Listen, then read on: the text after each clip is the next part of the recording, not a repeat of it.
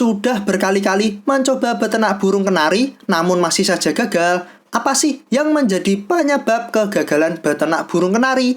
Jadi, faktor penyebab kegagalan beternak burung kenari adalah... Halo semua, selamat datang di channel Nortantio Wirawan. Video akan dimulai dalam 10 detik lagi. Untuk itu, tekan tombol subscribe beserta loncengnya sekarang juga. Hitungan mundur akan dimulai. 10, 9, 8, 7, 6, 5, 4, 3, 2, 1. Terima kasih, karena dengan subscribe video akan terus diupload di channel ini. Halo sobat, selamat datang di kanal Nortantio Wirawan.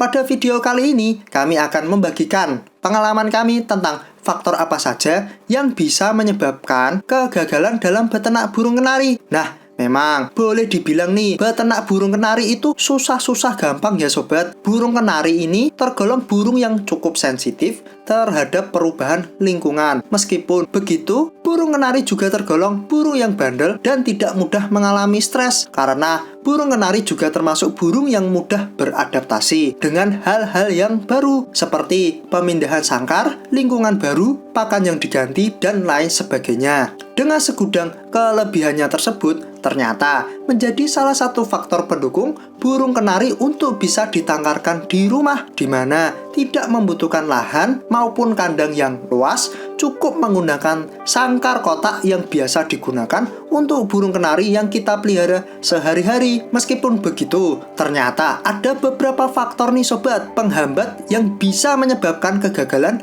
dalam beternak burung kenari. Apa saja bang faktor penghambat dalam beternak burung kenari? Jadi, faktor penghambat beternak burung kenari kita bagi menjadi 3 garis besar, yaitu yang pertama, faktor lingkungan, kedua, faktor indukan, dan yang ketiga, faktor perawatan.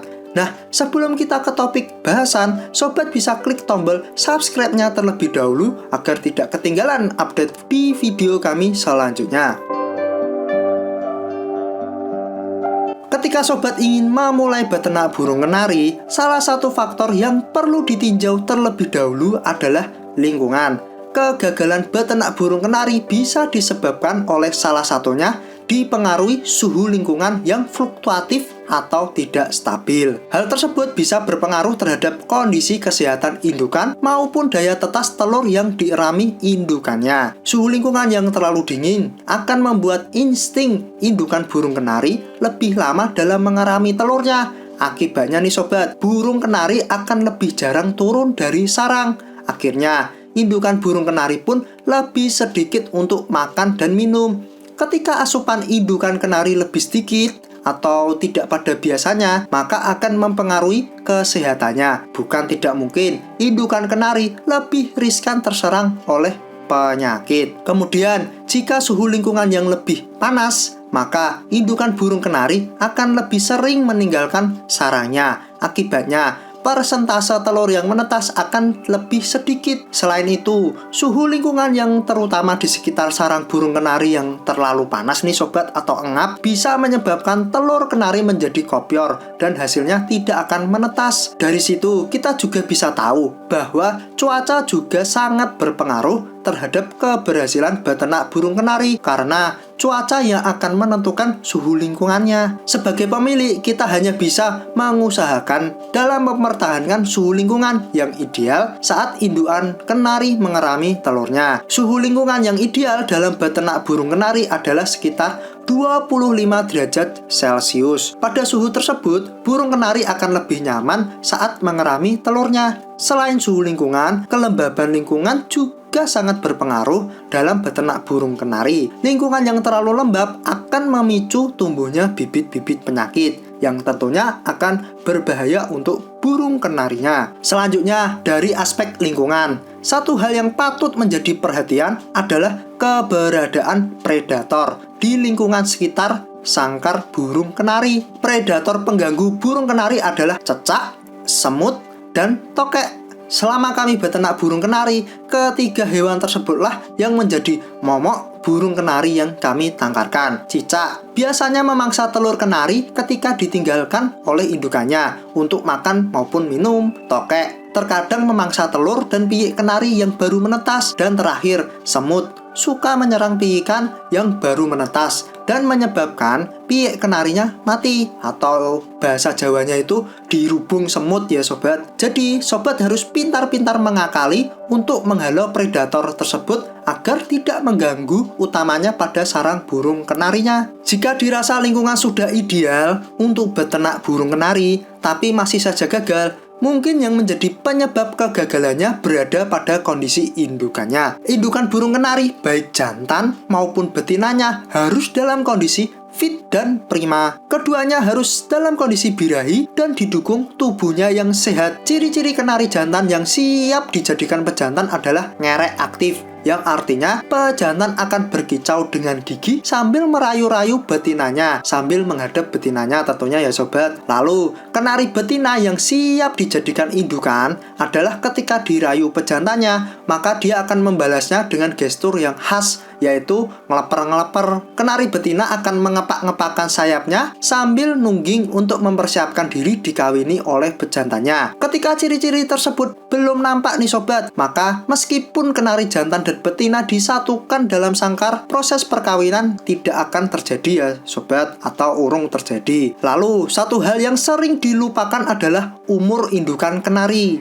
Kami rasa umur burung kenari akan menentukan kemapanannya saat ditangkarkan. Hal tersebut berkaitan dengan mental kenari, terutama pejantannya nih sobat. Seringkali pejantan kenari yang belum cukup umur malah takut ketika berhadapan dengan indukan kenari. Begitu sebaliknya, umur indukan kenari lokal yang ideal diternakan minimal berusia 8 bulan. Sedangkan untuk kenari hasil persilangan dengan burung kenari impor setidaknya sudah berusia minimal 12 bulan ya sobat. Kemudian, keturunan dari indukan burung kenari baik jantan maupun betina akan mempengaruhi kualitas anakan yang dihasilkan. Karena keturunan menjadi faktor penting dalam menghasilkan anakan yang berkualitas. Minimal nih ya sobat, pastikan indukan yang digunakan bukan berasal dari hasil inbreeding atau perkawinan sedarah, atau istilahnya burung kenari yang memiliki ikatan saudara dikawinkan untuk menghasilkan anak. Lah, anaknya ini kalau nanti ditangkarkan biasanya memiliki keturunan yang